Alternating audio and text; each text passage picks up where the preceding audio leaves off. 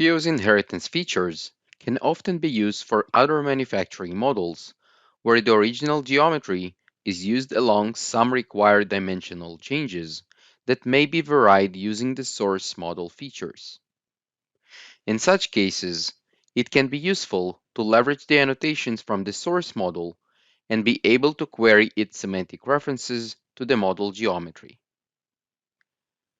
Creo 11 now have extended support for the semantic query tool, so it can be used also for inheritance models. Users can use the tool to cross-highlight annotations' primary references to the geometry, as well as secondary references and the other items like DRF coordinate systems.